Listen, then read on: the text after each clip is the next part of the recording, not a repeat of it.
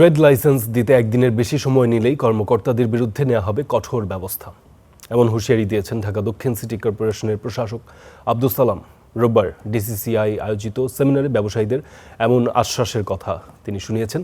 এ সময় চাঁদাবাজি ও হয়রানিমুক্ত ব্যবসার পরিবেশ নিশ্চিতের দাবি জানিয়েছেন ব্যবসায়ীরা। জবাবে সর্বোচ্চ সহযোগিতার আশ্বাস দেন ডিএমপি প্রতিনিধি।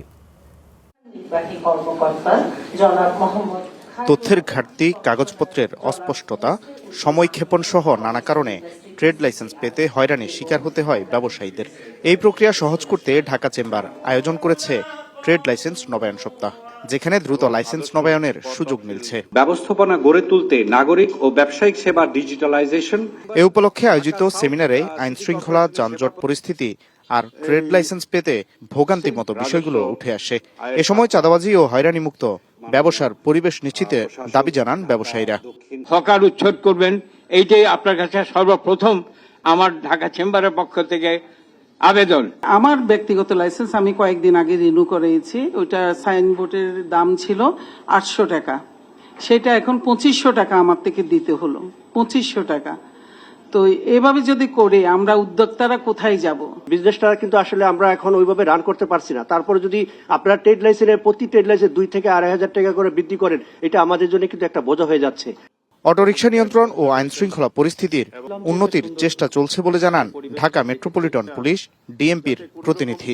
আপনাদের মাধ্যমে দেশের এই যে ব্যবসায়িক মহলের যে একটা আধুনিক নগরায়ন বলেন কিংবা সেটা এক্সপান্ড করে আজকে যে ব্যবসায়িক পরিচিতি আসছে বাংলাদেশের, একটা বড় অংশ কিন্তু আপনাদের অবদান আছে, এখনো করে যাচ্ছেন।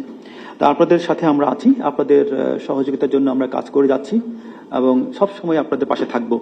এ সময় চাঁদাবাজ মুক্ত ব্যবসার পরিবেশ নিশ্চিত ও ট্রেড লাইসেন্স পেতে জটিলতা নিরসন করার আশ্বাস দেন ঢাকা দক্ষিণ সিটি কর্পোরেশনের প্রশাসক। আপনারা যদি উদ্যোগ নেন, মার্কেট ওয়াইজ উদ্যোগ নেন, আমি প্রতিনিধি দেব, ওইখানে বসে আপনারাই সলিউশন করে দেন যে এটা কি হওয়া দরকার। আমরা অবশ্যই চাঁদাবাজ বন্ধ করতে চাই, সেটা যে দলেরই হোক। কোন দল চাঁদাবাজি করতে পারবে না, এই জন্য আমরা লাইসেন্সের ব্যবস্থা করতেছি, নাম্বারের ব্যবস্থা করতেছি। আর কিন্তু কোনো কিছুই সম্ভব হবে না যদি আপনারা জনগণ যদি সহযোগিতা না করেন। ব্যবসায়ীদের জন্য সিটি কর্পোরেশনের রাজস্ব পরিশোধ সহজ করতে ব্যাংকিং সেবার আওতা বাড়ানোর ঘোষণাও দেন নগর প্রশাসক। একে দিনেরটা দিনে লাইসেন্স দিতে হবে। Waled Sakib, Star News, Dhaka.